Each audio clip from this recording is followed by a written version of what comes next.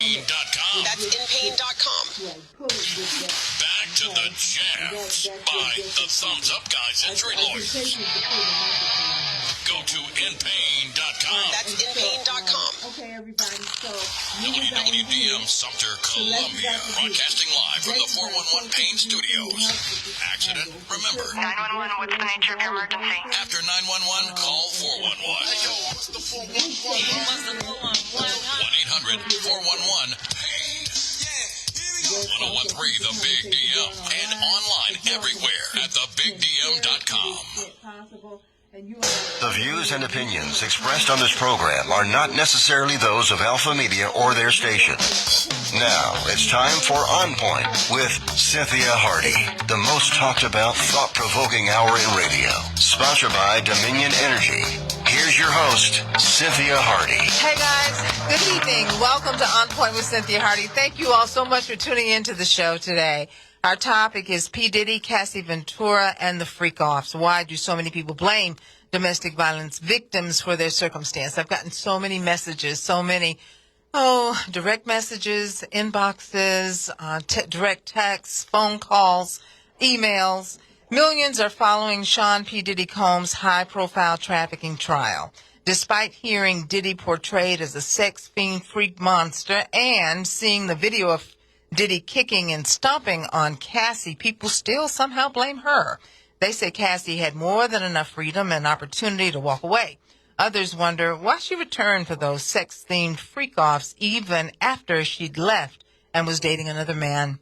This week on OnPoint, we are discussing Diddy, Cassie, the freak-offs, and why it's hard for domestic violence victims to leave volatile situations and why it's not as easy as you might think to just simply walk out the door.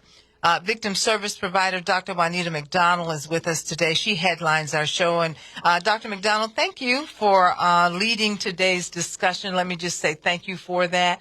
It is very helpful in a discussion like this to have that professional expertise, to be able not just for us to see the face of the facts on their face, but also to understand deeper why they are so, and patterns and trends that, you can readily identify commonly among people, who are experiencing this kind of trauma and pain. So thank you for being here for that. Thank you as well.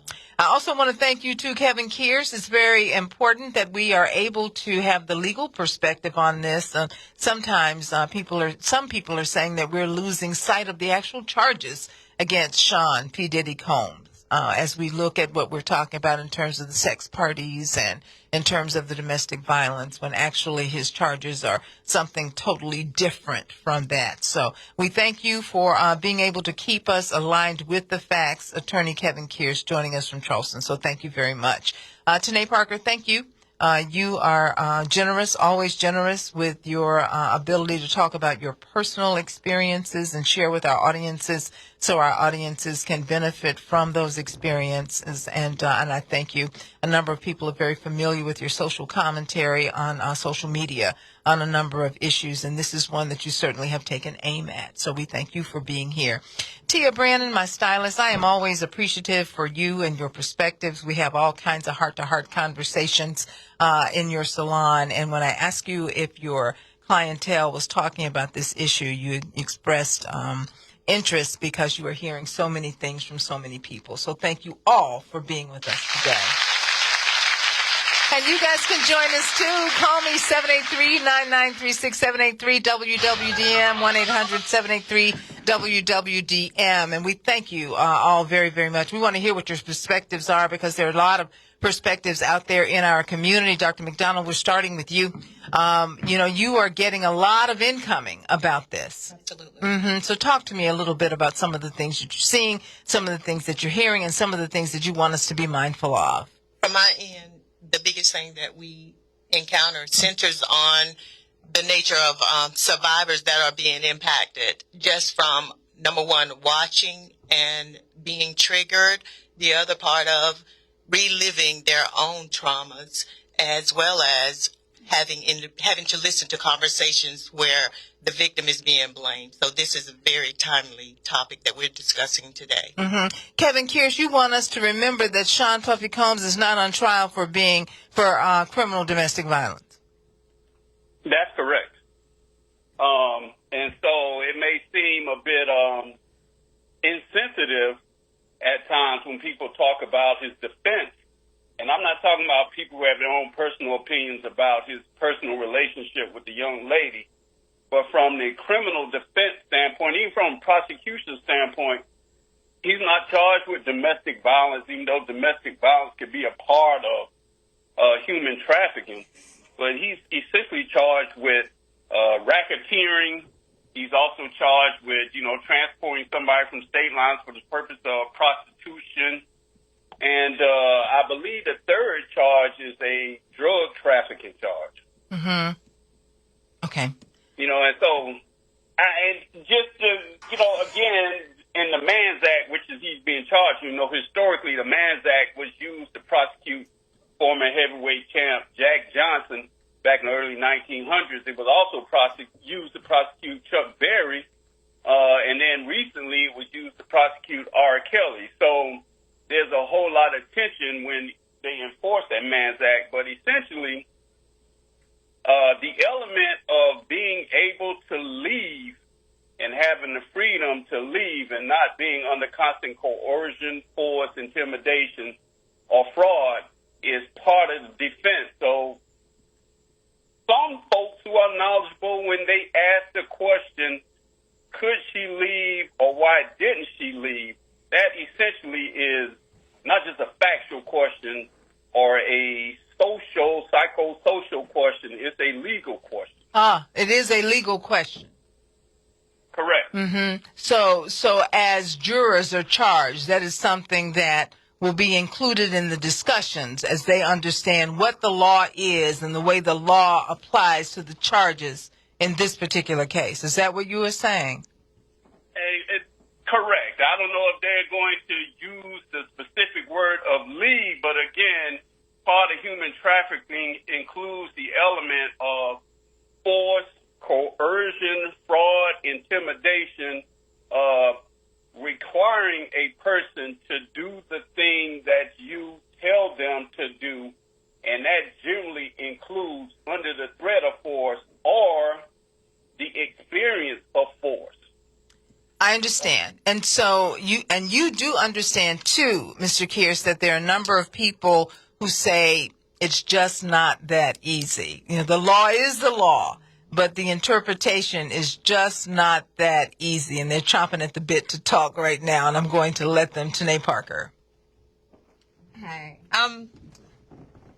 And I want to give our audience an opportunity to give us a call. 803-783-9936, 783-WWDM. Tanae, Kevin makes a very sound point. Okay. And here's the thing. I think this is a very, very important conversation. It's a complicated conversation. It is complicated. And I don't think that honing in why didn't she leave, when did she leave, what opportunities that she had to leave is really a focal point.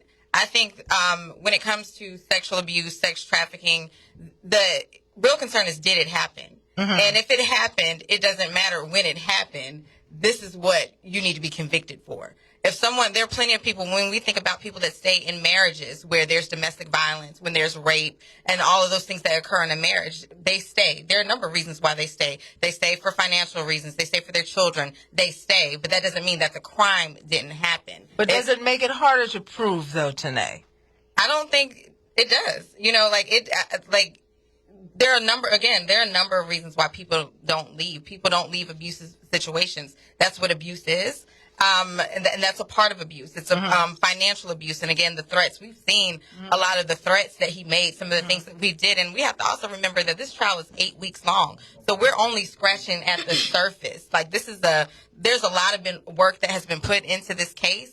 And I think we're taking bits of information. And a lot of the information that we're getting is coming out from bloggers that aren't real journalists. So we're seeing clips and we're not really understanding what's really going on. This case isn't something that was just thrown together overnight. I think that as this case proceeds, as it goes on further, I think the case is going to be made. And I think just trying to dissect it and say, oh, it's just as simple as that. Here's the thing. From a perspective of just somebody's in the world, I can understand why people want to blame her. They want to doubt her because, again, I number think one, it's more doubt than blame. yeah, but he's a master manipulator. He did an excellent job presenting Cassie to us as this girlfriend, this glamorous woman that was living this life. When, as we're seeing behind closed doors, he had no respect for her. He had no regard for her. He literally treated her less than anything. He dehumanized her. And the fact that he was 17 years older tonight. Right. So there is that age gap that was present too, and the imbalance of power and resources that contributed to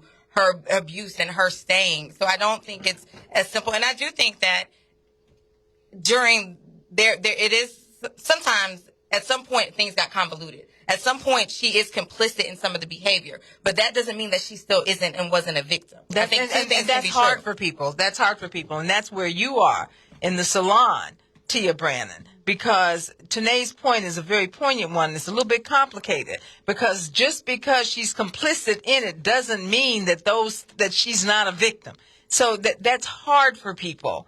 But I get exactly what she's saying when you start talking about how she was groomed from 19 and started a relationship at 22 with a guy who's 17 years older, and he holds literally your life in his hand because he has your contract and he has you signed to a contract and all that other stuff.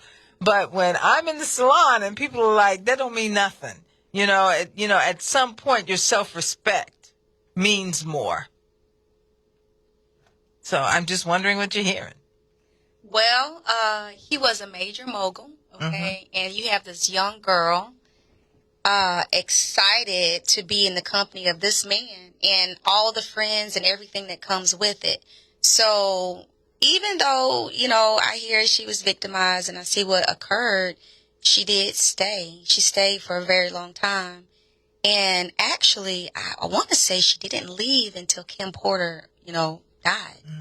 That was a very long time. But most guests, they are saying, oh, he's going to go to jail. He's going to go to jail. And I guess it's going to be whether or not can it be proved. Because I want to say she incited a lot, but like she was the ringleader. She was, I'm not saying she was the mastermind, but she was in control of a lot, so it's going to be kind of hard. So you're saying she was complicit. So by the fact that even though he was saying, I want you to get these sex partners, she actually was doing it. And she didn't show signs of necessarily disagreeing with the behavior. She went right along with it. But do you understand when people are saying, well, it's really hard for her not to, being in that. Totally. At 19 years old, you're very impressionable, However, I do feel to some degree she really wanted her career to boom. And looking back at who she was at the beginning, she could have been an Aaliyah. She could have been a Beyonce. Yes, she could have been extremely large. So I don't know if she stayed there. I think some of it was the manipulation, but I think some of it was what she wanted at the end. What she wanted at the time. What she wanted at the time. So many people say you cannot discount the bag, Tia, and the fact that she was very interested in all of, her needs basically being met. But, I don't want to stay on this side too long, Dr. McDonald. I see you down there. I see. And I see the way you're looking at as if we are getting it all wrong. So please help us. Okay, thank you so much. And listen, the way I'm going to describe this is not to degrade or dismiss anything that you're saying, because what you're saying is very valid. But there's several factors that we have to take into consideration. Sure. Number one, her state of mind. Okay. I will always go to her state of mind, the trauma impact, and the degree of what was programmed. Oh, that's very interesting, Dr. McDonald.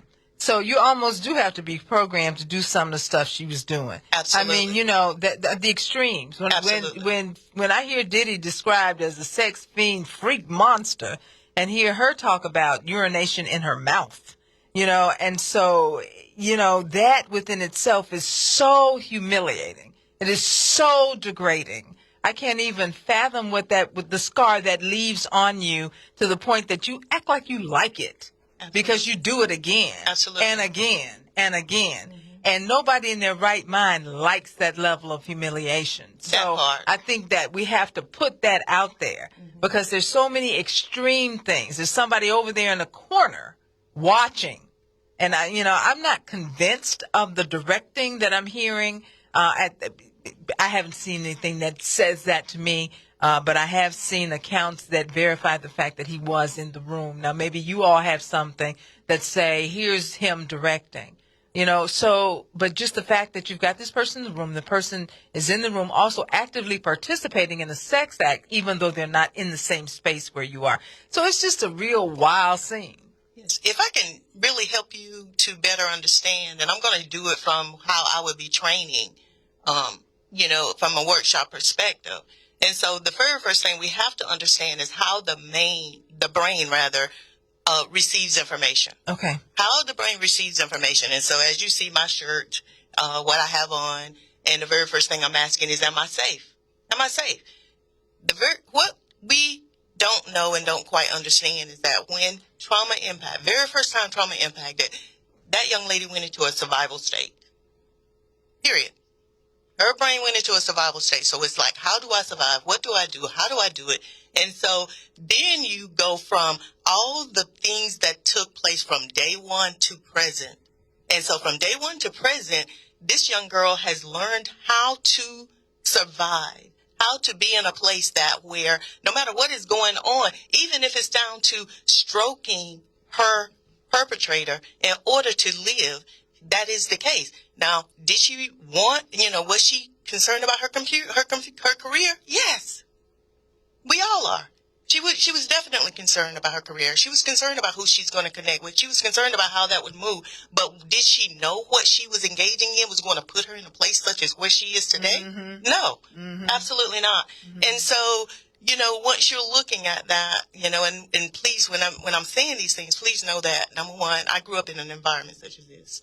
Okay. I grew up in an environment such as this, and I also am impacted by secondhand trauma. My own mom. And so you mentioned it before, and at some point in the show, can you talk about that? Absolutely. Because I know you've probably talked to patients and individuals in your practice that probably you've been having to deal with secondhand trauma. Absolutely. Okay. And so just going back from when we're looking at our intelligence state of our brain, that's our frontal lobe. So our intelligent part of our brain is, yes, I know to get up and I know how to get dressed and I know how to function. And so when I'm in a mental state of clarity, I can make conscious decisions. I can do what needs to be done. But what is impacting that? Then we also got to look at the triggers. And so when we look at the triggers, then we're looking at our hippocampus, that emotional side of our brain. And so that person can actually be being triggered in numerous ways. And so automatically her brain and her movement and her state of mind is in, can I live? Am I living? What do I need to do in order to make certain that I comply, that I show up, that I live for tomorrow? And so then when you look at over time, and that's when we get into all these terminologies of, the why did she stay? Mm-hmm. So when we look at why did she stay, number one, all type victims are, the study already shows that up to 7 times, it takes up to 7 times before they leave their perpetrator. Okay. They will go back and forth. Why? Because in their mind, whatever has been programmed in their mind, whatever they've been led to believe, they're automatically are going to resort back to that. So if they're impacted, then they resort back to survivor state. And what were you saying about the brain? I think that's important. The brain, and that's why I brought my little Brittany. Bring Brittany out. Brittany is what I use to train. And so with Brittany, that's the brain. This is a our replica brain. of a brain. Yeah, replica with of a sunglasses brain. on. Yeah, isn't she cute? She is. But with Brittany, we also have to understand, where's that person at? So when we're looking at our survival state, that is our amygdala. So in our amygdala is basically the best way to understand it is our file cabinet. Everything that has happened to you is in your amygdala. And then when you're looking at your hippocampus, that's where all your emotions are set. And so that's your 5 senses. And so whatever impact you is going to come from those emotions. And that's your emotional response. And that's important now because? That's important now because we also have, even while we're looking at her on trial now, You know, she's also in her survival state. I hear you. And so looking at her in her survival state, you notice that she's saying there's a lot of stuff she doesn't remember. You've ever stopped to think about that? I hear it. Tia, you say what? Well, I'm going to take it back to the drug addiction. We forget that she was on opioids. So I don't even know if she was in survival state for that. I mean, she was addicted to a drug. So she was probably not really too coherent. That would be a great argument. Because, you are, and that's not saying that you're not right. But if you're on drugs, I don't know, 85% of the time, I don't think you're thinking about anything else but getting that next hit. We also have to consider how she was introduced to drugs and who was providing the drugs. And the purpose of those drugs. Yeah, the purpose of those drugs. Yeah, the purpose of the drugs is to keep her in a space where she is willing to participate. She's not going to do, and it's to help her survive and be comfortable doing these behaviors. This is like the drugging is, matter of fact, isn't that one of the things he's being charged with? Like, I mean, it's all part of what he did to her. Like, it's part of the abuse. I do think he was a master manipulator. I do think that, but I want to say that she was the one that was purchasing the drugs and setting everything up. But I'm not saying that he didn't, coerce everything, but, You have to factor that in. Yeah. You're listening to On Point with Cynthia Hardy. Call us 783-993-6783-WWDM. I hear you today. I know you wanted to get right on in there. When we come back from break, we're going to do that. You're listening to On Point. We're talking about P. Diddy, Cassie Ventura, those freak-offs, and we're also asking about the victimization in this situation. Why is it hard to leave a toxic relationship? And we also want to make sure we keep an eye on the legal side of things. What are the charges actually, and what the strategy of the defense and the prosecution is. Call us 783-993-6783 WWDM. We'll be right back. Energy, that quiet force behind every chore. Great first segment. Today we'll start with you. Let me come back. Then we're going to go to Kevin. And you want me to go to Kevin first and then you... Go to Kevin first. Okay. Please. What it powers. Get started at DominionEnergy.com/savings. Look at the comments, too. Carolina Hair Studios, the best place in town you can go to get your hair done. Nails and toes, a gentle touch, reliable, professional, and always on time. To care for your beauty needs, we even keep the men on fleek. And ladies, don't you worry about no weave. Sit back and watch as I roll up my sleeve. Carolina Hair Studios now accepting appointments at CarolinaHairStudios.com. When it's time for you to handle anything, money, finances, taxes too. The Duchess will save you money. James Tax Service, the only tax drive-through. James Tax Service. Now you know what to do. Keeping your money on our mind. Convenient leaves us as a guide. Teach to stack your savings high. Such a gratitude. Hi, guys. Welcome back to On Point with Cynthia Hardy. Our topic today is P. Diddy, Cassie Ventura, and those freak-offs. And we're also asking why it's difficult for some people to leave toxic relationships. I want to thank our guest in the studio, Dr. Juanita McDonald. Thank you for being here. I also want to thank Tanae Parker, and I want to thank Tia Brannon for being in our studio. And we also want to thank Attorney Kevin Kearse, who is joining us via phone from Charleston. Before we get back into the discussion, I want to thank our online listeners, and I want to read some of their comments. First of all, Bernard Vaughn, thank you. You're always on the line, Bernard Yon, so thank you so very, very much. Barbara Belton, Dr. McDonald, you're laying it on heavy. Thanks for making this plain for the listeners. The psychological perspective is crucial to understanding one's behavior. Thank you, Joseph Gaskins, for listening. David Ferguson, hey, Cassie Ventura was one of the many who suffered humiliation and abuse. How did they fare, and did they get the help they needed to recover? Latoria Mitchell, I see you. Thank you for the invite, but this is messing up my spirit. And my God said, remove myself from it. Let me see. Remove myself from it, because I think this is important. That she is basically, and I'll get back to that comment, remove myself from it because you don't want my mind to be polluted with this disgusting mess. Prayers are up for that lady and anybody else that's in that situation. It grossed out a whole bunch of people, y'all. I mean, it really did. I mean, the details themselves were depressing and gross. So I get it. I get it, Miss Mitchell. I do get it. Again, great job for Dr. Juanita McDonald. People are saying that. And, you know, there's a lot on here about Diddy and his relationship. But I do want to also mention what Baba Amin is basically saying our ancestors were forced to act like they liked it too, but lacking it sometimes brought extra bread, a position in the house, and often the power to manipulate massa to make changes. Cassie wanted to be a star, wasn't confident, or was told that her talent alone won't get it. As soon as she internalized that, lost and turned out, her situation is not unique nor gender specific. All right, last one, David Pendergrass. The other women were coerced. Cassie was convinced she better be glad she got immunity. Diddy definitely about to eat that Rico, but she had a different role. You guys can call us too, 783-9936-783-WWDM. Kevin Kearse, I'm coming to you. Of course, you heard a lot of pushback from a number of the people in our studio today, and even some of the ones online, you know, because we want to jump right into victimization for Cassie Ventura. And the point has been made that this is very early in the trial, and so we should keep that in mind. Mr. Kearse? I think three things can be true. I'm getting ready to say some things, may trigger some people, may cause some others to, you know, get upset and want to debate it. But she could be a victim, which she was. She was a victim of domestic abuse. But again, I say this is not a domestic violence case. Mm-hmm. She could also be complicit. Mm-hmm.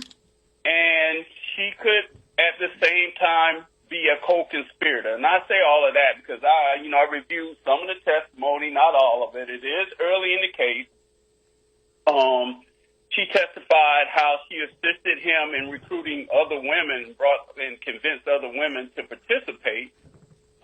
So she could be a co-conspirator at times. She also testified that she initiated a lot of these perverted acts, freak-off, so to speak, herself, and would call him and join him in even doing it virtually.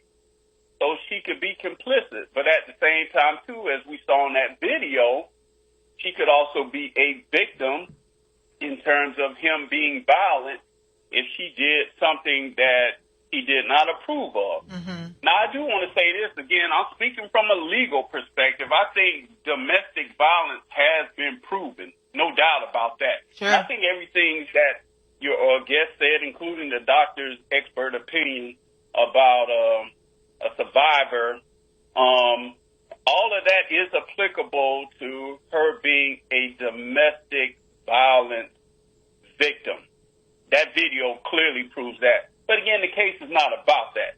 And proving that they had sexually perverted acts, that's not a RICO case. And we have to be careful about that. So you don't want to give the government a long, wide runway in terms of proving cases when there's no evidence of the criminal offense. Now, if they go in state court and prosecute him for domestic violence and sexual assault, is my understanding, he forced her to have sex at some point in time, then that's one thing. But again, you always have to, as a defense lawyer, argue precedent. Are we willing to make it a precedent for someone who's an adult, who was not being trafficked per se for financial or pecuniary gain?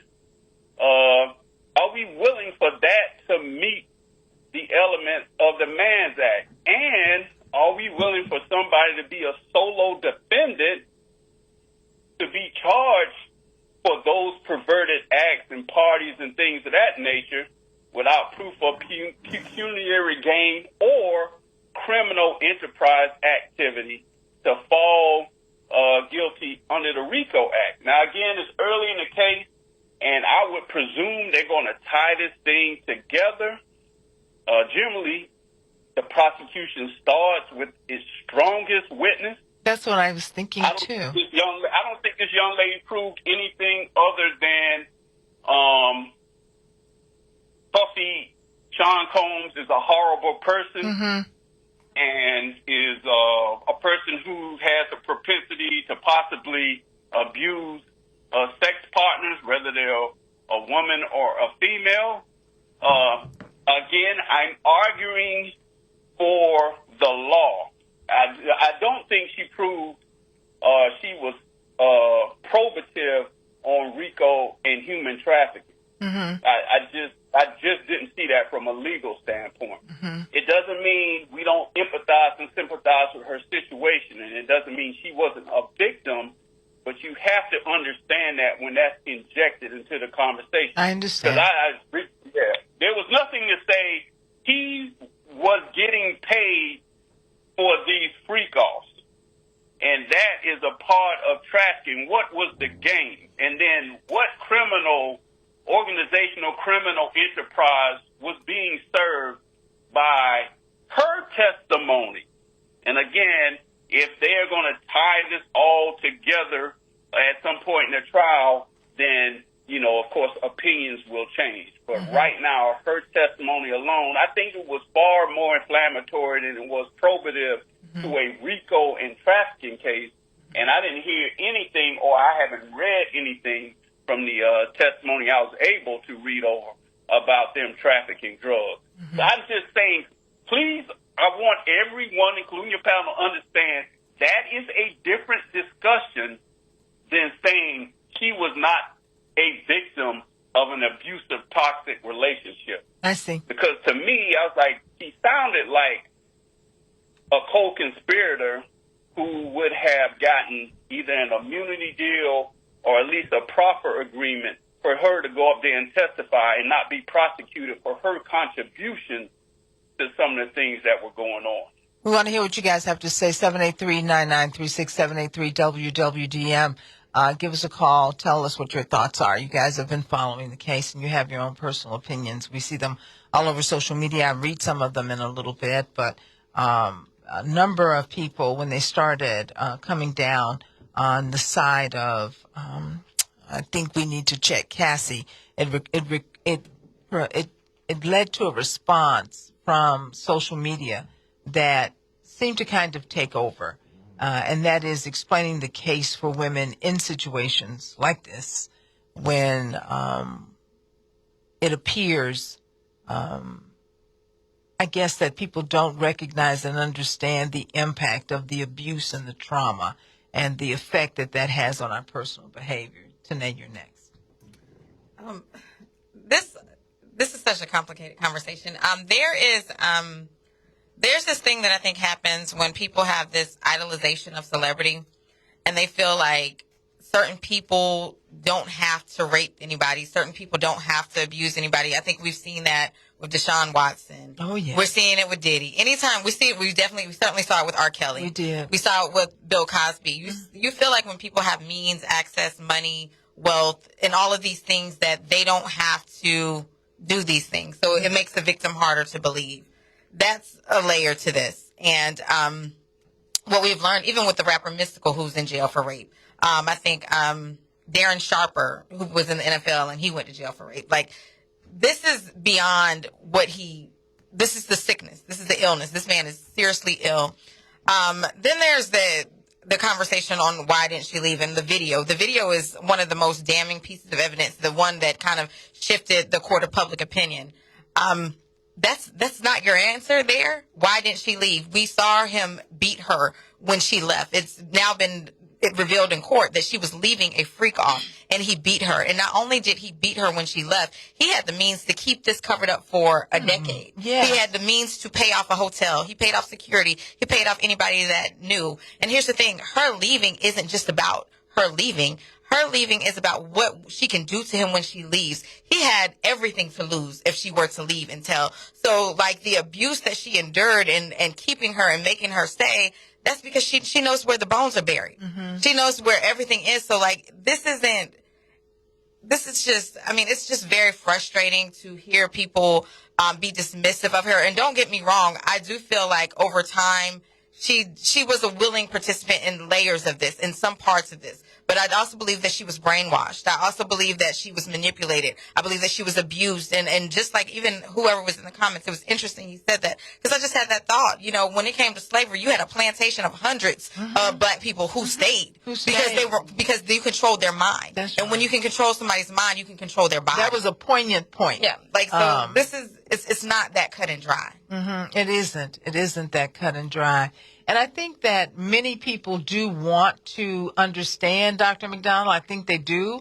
I think that, you know, even when we hear the intellectual conversations from people who are looking at the facts and doubting whether or not this person was truly a victim, even that juxtaposed against people who clearly see, like you're mentioning, people that are domestic violence survivors that are feeling the trauma all over again from watching this person. So having an understanding about what this really means in our community, I think is really important. And that's why your presence here today, you know, is so important. You know, there are a number of people that ask those questions about why did she stay and all those other things, but they also recognize that she was a victim of something. You know what I mean? That this man had way too much control over this young girl, and that there were so many things she needed from him that kept her tied to him and made her act in many cases against her own self-interest. You're absolutely right. And that goes in all factors. You know, when we take a look at, you know, what would cause someone to stay, what would cause someone to make the decision to do the things that we are describing here today, we have to go into this one little thing that everyone in my area, as an advocate, focus on is power and control. Power and control. And everything that's being displayed here, power and control. You know, yes, this individual, Diddy, has the means. He has the ability. He has every aspect that will put him in a place to where he can do different things that amplify his power and his control. And we also have to look at, you know, I love the fact that we came in and we talked about, you know, generational. And so one of my key areas that I love to focus on and help individuals to look at is not, you know, when we look at her, we also are looking at, number one, a definition of abuse, all forms of abuse. But what happened in this young lady's life span? Intergenerational trauma, which is in my world is epigenetic transformative trauma. So we got to look at what was she enduring, what was she looking for, and why she had to leave, why she was looking to be in an environment such as this. And that is not where we're really going today, but I'm saying it for those that are, you know, looking at this and those that are being impacted and asking these questions, as well as those that may be pointing fingers. You know, there's no one particular answer. I can't sit here and give you one particular answer and tell you exactly what created this and what caused this young lady to make the choices she did. What I can tell you is that no one goes into an abusive relationship wanting to be with an abuser. That's right. Period. Nobody wants to be with an abuser. When we look at our young daughters, our young sons, when they go out and they engage in a relationship, they're looking for that lovey-dovey, all that fluff, you know, building their life, their careers, their families. That's the mode that they move in. Some of the other factors that may come in, like me, yes, I want to boost my career and teach everyone about trauma. You know, that's my go-to. That's my, you know, my legis. But how am I going about that? You know, what are my moral values? What are my standards? Everyone may not have that, right? And so if she didn't have anyone to teach her those things, then what, right? And so then that made it even more accessible for this person, Diddy, to be able to manipulate her, control her. I see. And then put her up under that factor that will amplify his own personal needs and gains. I want to have some conversation about the horrible person that Diddy is. I really do. Because, you know, we spend so much time supporting. And then to hear all these horrible facts. I mean, you heard the rumors over the years. But then to actually realize that, you know, I don't know. They're painting him so much as a monster. And I'm afraid it appears that those things appear to be true. Alexis, thank you for giving us a call out of Sumter. What's on your mind today, dear?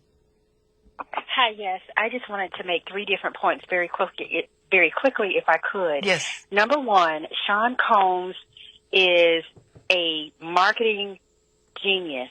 So when we talk about his ability to be a master manipulator, I think we need to consider the fact that, number one, he created Bad Boy from the start up.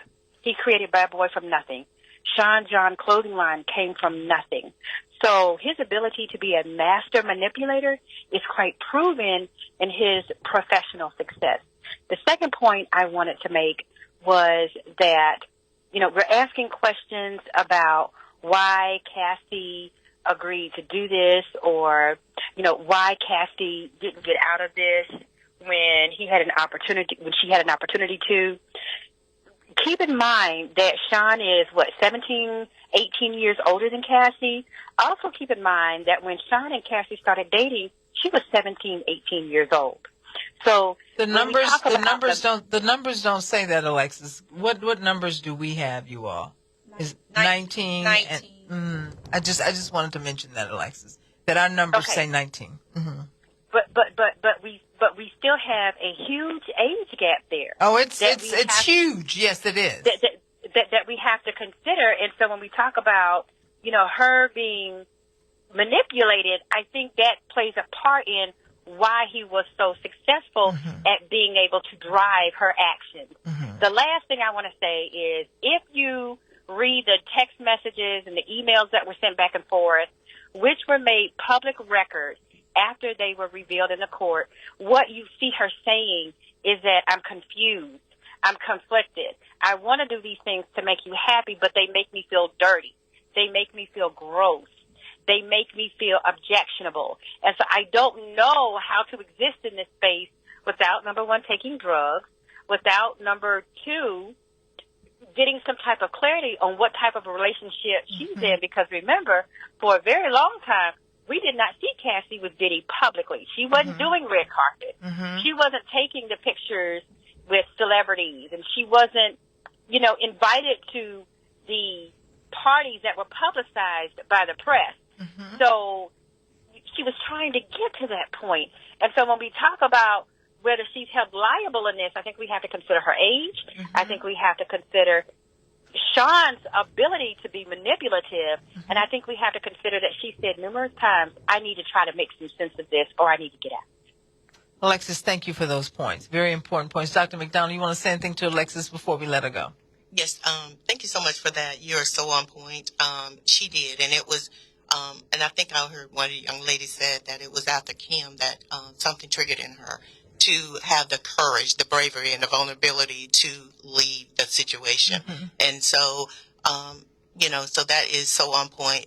And then definitely with Diddy, just to kind of turn it a little bit, yes, he is a marketing genius, but I'm also going to say something happened to him that put him in that place. Oh, wow. You're listening to On Point with Cynthia Hardy. Give us a call, 783-9936, 783-WWDM. Very important points that Alexis made. Very important points. I think that, those are things that people, have to consider when they look at this whole issue. And I think that spending this level of time talking about the particulars and the people involved is important, too.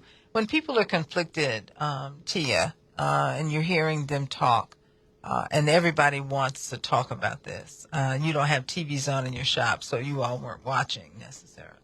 But the men and women seem to be very involved in wanting to have something, to say, about it. And I think that many people are concerned that if we let one person get away with something so horrible, that we'll see more of it in our society.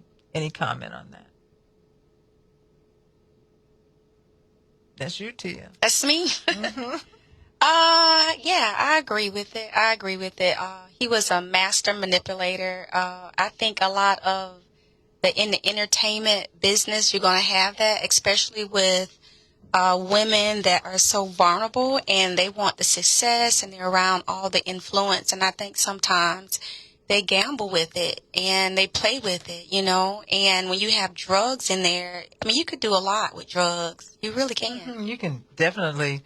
You can. And if you're on make drugs for people 10 do all years, kind of stuff. you're not going to think clear, you know. No, those are strong drugs. They're very strong drugs. It's sad. And I don't know where her parents were. I don't know. No one was there fighting for her. I don't know. Mm-hmm. You guys are listening to On Point with Cynthia Hardy. You can call me 783-9936. We're taking a break, and we'll see you after the break. 783-9936, 783-WWDM. You've got the power. The power to take control of how your energy works for you. All right. Can y'all touch on a point real quick? I'm noticing a lot in the comments. People keep saying she could have just left. She could have just left. She could have just left. So I think I said that. Yeah, They we still did. they don't. I think That's we the said that a few problem. They don't times. want to hear that. Y'all might have to circle back on that. No, Like, they people don't want to hear that. understand. Like they don't want to hear that. It's just. I'm gonna tell you guys a story. This is a story from my mom. You know, and years ago, and I remember the story. So it's a little funny, but it's really not funny. About this lady, she had a pimp. She was a prostitute. She had a pimp, and he was beating her so bad in the street. And my mom, she stopped it. Why are you doing this? And she broke it up. And she told her, you know, this is my man. He loves me. You stay out of it. Yeah, you stay out of it. Get your You stay grip over out that. of this. You know, so sometimes I don't know if it's psychological abuse or what drives a woman to stay, and she couldn't believe it, and she kind of pulled back. You know, so in some situations, people do stay. You know, and for what reason? Like, when are you going to get enough? You know, We look at it and we feel sorry for them, but sometimes that's where they are. I mean, I feel like sorry. one of my counselors said that may just be how they get down.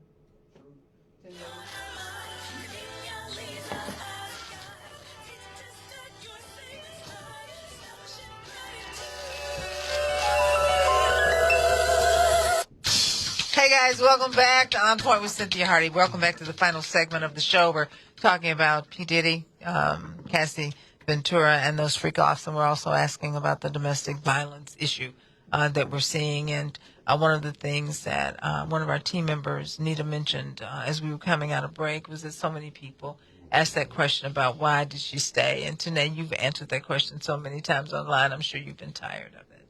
Yeah, it's exhausting. I think one thing that people have to be mindful when we have these conversations is if you don't, you have to have the self-awareness to not victim blame. Because I think that's a part of what this conversation is about too. Years ago, I did a research paper on sexual abuse in the black community. And at that time, it was 1 in 3 black women will be the victim of some form of sexual abuse. And the reality is if you have a mom, a daughter, a sister, that's one of those people. And when you're having these comments and you're making these statements and these problematic things that you're saying, because whether you really believe them or whether it's, because a lot of people find humor in this. It's sickening, but it's there. There's that piece. You have to be mindful that you know a victim. And if their story may not be Cassie's story, but you know a victim, and these conversations are extremely triggering. Everybody's story is different. Why everyone stays is different. Like that, there's no one answer to that, why she stayed. We know that she entered into this relationship with Diddy to be a star. She was in a relationship with someone else. She wanted to be a singer. That was her goal. She was 19. That was her dream. This man signed her to a 10-album contract. How many albums did he put out? He owned her. He had no interest in turning her into a Beyonce. He had no interest in turning her into Aaliyah or Rihanna. You know why? Because you can't abuse a Beyonce. You can't abuse a Rihanna. You can't abuse an Aaliyah in that way. You can't do those things. Once she reaches that level, you can no longer control her. So he really had her in the system where I'm promising you these things. These things are going to happen, and they never happen. So there was a number of things that he did to control her. And the thing that is confusing about why people can't grasp that is we've never known Diddy to be a good person. Mm-hmm. We've always heard horror stories about him, from his relationship with Biggie, from Shine to Black Rob to making the band. We've never seen this man in any capacity to be a good person. And now all of a sudden he's getting the benefit of the doubt. Like he's just this saint. He blew up Kid Cudi's car. Like we're learning all of these things about who he is behind the industry, and he's not just this singing, dancing in front of the cameras. He was actually a true gangster. He had real leverage, real power, real resources, and real control over people in this time. So we have to realize that, like, she has the fear of God. Like, she's fearing for her life. She's fearing for her livelihood. She's fearing for her future. So it's not what you and I would do, because you and I aren't in that position. And the thing is, you don't know what you would do if you're in that position. But we've also seen that he is not above beating her. He is not above hurting her. He's not above threatening her family. He's not above threatening other people. Blowing up somebody's car is next level crazy. That shows you what you can do. And I mean, and to be honest, none of this has been proven, but there are conversations behind bodies that this man has. Yeah. Things that he's done. And anytime somebody has that kind of money, that kinds of means, that kind of power, they can make things happen. And whether he can really make things happen, or she believed that he can make those things happen. She had that fear, and she operated in the space of fear. Now, Tanae, do you know anything about Cassie's husband? Do you know anything about him being a trainer, and of course, being Diddy's trainer? He was a trainer. He was working that's how she met him. And, that's another interesting relationship for me, because I worry about that relationship, because, and I do applaud the way he stood up for her and the way he's been there, but she really just went from her abuser to her savior. Like, this is the person that saved her. They kind of took her out of this. So, I mean, Didn't he deliver her in the first place? What do you mean deliver her? Well, didn't he make the introduction to Sean Combs? No. All right. Alex came around much later. Okay. No, but the question is, like, her relationship with him is tied to this relationship. That's how she's introduced to him. So I kind of wonder, like, where is she mentally with that? Like, is there an association between her husband and Diddy? No, I think her husband actually hates Diddy. Like, he saw what was happening to her, and again, I think he kind of came in and as her savior. And she kind of gravitated towards him. And honestly, she probably feels like she owes her freedom to him. Like, I think there's some obligation to this man. And that's not saying he's a bad person. I don't know anything about him, but that is another layer to where she is. She went from her abuser to the person she never has. This woman, since she's 19 years old, has never had a time to be free. She's almost 40. It's scary and it's sad. Well, she's had other men. I think that her husband is, I guess, one of the men that showed her compassion and showed her true love, because she's been in relationships this entire time while she was with Diddy. So he may have been the one to empower her and to give her strength, and she may truly love him. I don't know who she's in a relationship with. Like, it was several men that she dated while she was with Diddy. Oh, I really haven't heard that. Look at the tabloids. There's several men.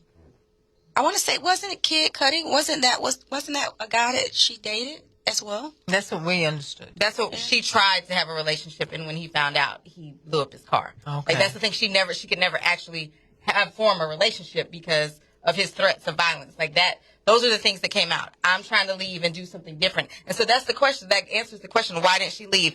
I tried to leave and have a relationship with Kid Cudi. He threatened her and blew up his car. That's the answer right there. Why did she leave? So she never had a real relationship. She never had any substantive relationships, and neither did Kim. And then, honestly, if you look at it, none of the women in his life have any tangible relationship outside of him, from Sarah to Sarah's Kim and Cassie. Nobody was able to do anything else.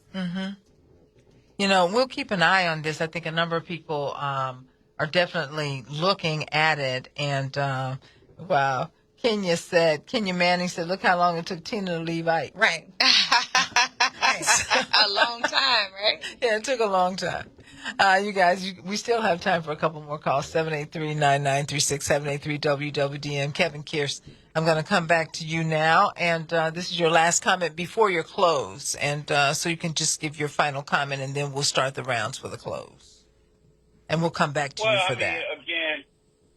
Again, Cynthia, and I appreciate you having me on here and trying to get the legal perspective. I listen to all this, and I want to say this, and again, this is not to be insensitive to any victims at any point, but you have to understand the system of justice, the system of injustice requires people to question. And even if the person is deemed to be a horrible individual. The system is supposed to serve the horrible individual so it can serve the best of us. If it doesn't serve the horrible person, it's not going to serve the best of us.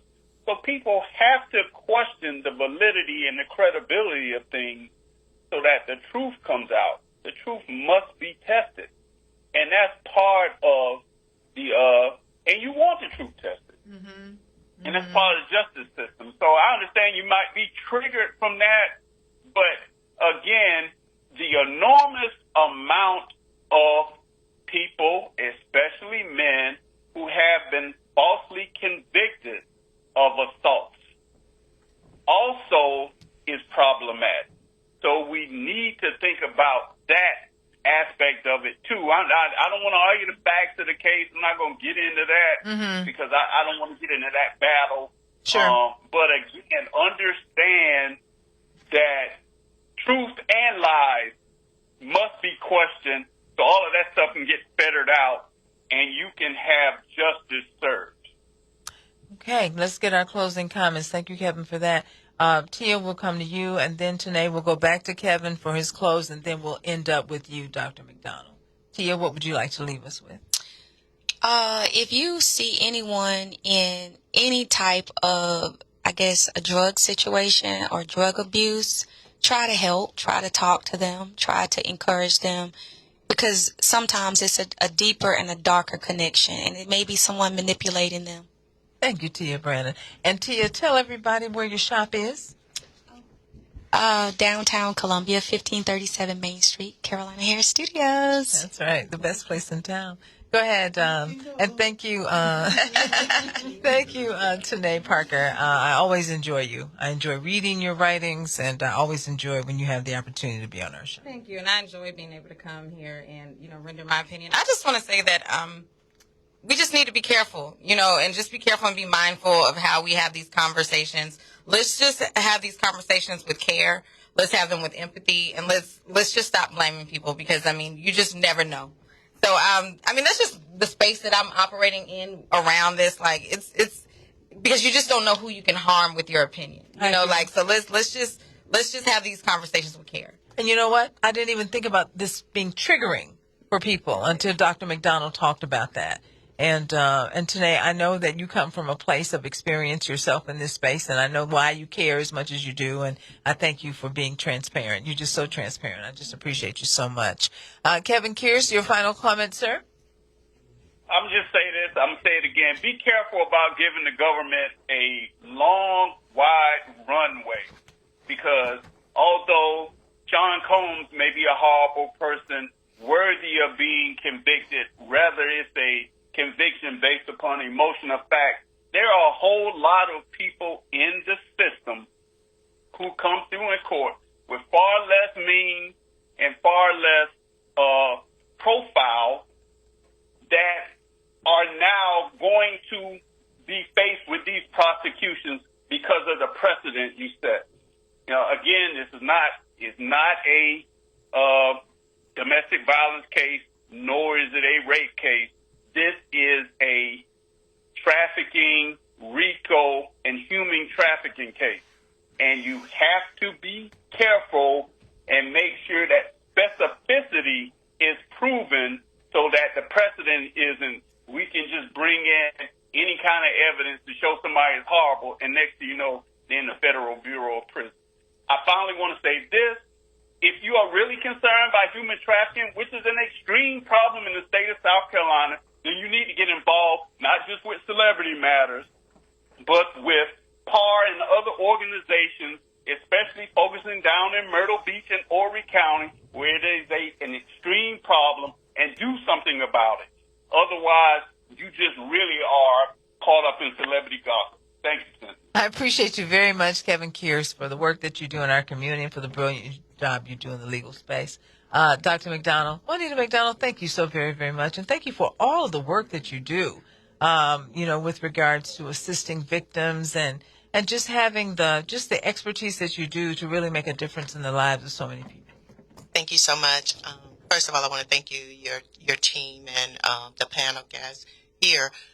for allowing me to be here to share, to expand. In my closing remarks, I really want to call a challenge to listening audience. And the key word that Attorney Kevin shared was systems. Our systems is defined by mostly men. And so because our systems are mostly defined by men, and not knocking our men, but men don't know everything that we're going through. So I am calling you out to say voting matters. The laws that are on the books that are designed are not always designed in our favor. And so it is important and very prevalent that we begin to amplify our votes, amplify our voice, and use that voice not only to make change here in South Carolina, but everywhere, but also to make certain that we use voice positions with educating our young ladies and our young men. So that way things such as this, they are aware of it. And then in my final statement, believe. Believe? Believe. Believe victims. Thank you, Dr. McDonald. Thank you so very much. Thank you, Tanae Parker. Thank you, Tia Brannon. Thank you, Kevin Kearse. I want to thank the team that I have the pleasure of working with. I want to thank you, Nita Brown, our engineer. She's so brilliant, and I just appreciate everything that she does. She's a hard-working, brilliant woman. Thank you, Nita, for all that you do. Celeste Cannon, our producer, we couldn't do it without you. We appreciate you, Celeste. Appreciate you for all the work that you put in and all that you do. So thank you so very, very much for that. Dexter Stroman, you know, you're the man. We couldn't do it without you. You keep all of us on track and on point. So thank you so very, very much, Dexter Stroman. We appreciate you. And when you're not here, we miss you. And so we're just so delighted that we have our full team in the studio. I am your host, Cynthia Hardy. We recognize that when we provide information like this, it doesn't just inform, it also empowers. Can you put that camera on that pretty Cameron over there? Cameron, of course, is Tanae's daughter. She's a college student, and she's beautiful. And she's also very smart. And so thank you very much, Cameron, for your perspectives before the show. And thank you for being here in the studio today. I'm your host, Cynthia Hardy. We recognize when we provide information like this, it doesn't just inform, but it also empowers. Informed, empowered, and on point. We'll see you guys next week. You've been listening to On Point with Cynthia Hardy.